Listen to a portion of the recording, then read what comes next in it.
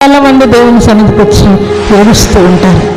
నా భర్త నా మాట వినట్లేదు, నా భార్య నా మాట వినట్లేదు, నేను దేవునికి మొక్కుబడి చేసుకున్నాను, సాక్ష్యం పలకలేకపోతున్నాను, అర్పణ ఇవ్వలేకపోతున్నాను, నా కుమారుడు దేవుని మందిరానికి రావట్లేదు, వాడిని కూడా దేవునికి మొక్కుకున్నాను, నా కుమార్తె దేవుని మందిరానికి రావట్లేదు, నా కుమార్తెను కూడా దేవునికి సమర్పించాను అని ఏడుస్తూ ఉంటారు.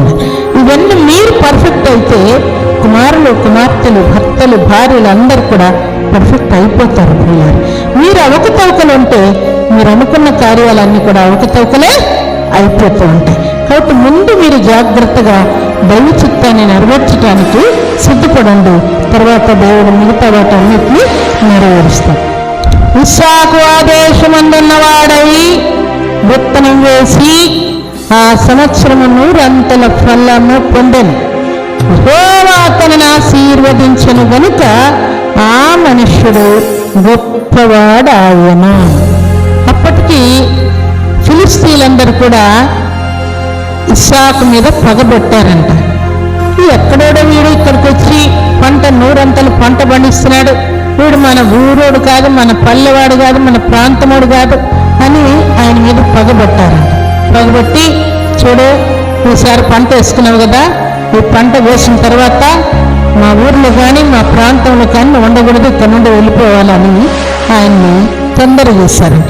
సరే వద్దంటారు కదా, వెళ్ళిపోతానని భక్తుడైనటువంటి ఇస్సాకు వారు చెప్పినట్టుగా వారి ప్రాంతాన్ని వదిలేసి ఆయన బయటకు వచ్చేసాడు.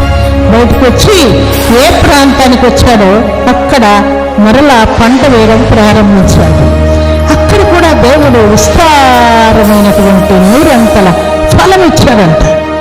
ఇస్తే అప్పుడు వారు ఏం చేస్తున్నారంటే చూడండి, ఇస్సాకు మీరు నా మీద పగబట్టి మీ వద్ద నుండి నన్ను పంపివేసిన తర్వాత ఎందు నిమిత్తము నా యొద్దకు వచ్చి ఉన్నారని వారిని అడుగగా వారు నిశ్చయముగా యెహోవా నీకు తోడయ్యుండుట చూచితిని గనుక ఇప్పుడు నీవు యెహోవా ఆశీర్వాదము పొందినవాడవనిది.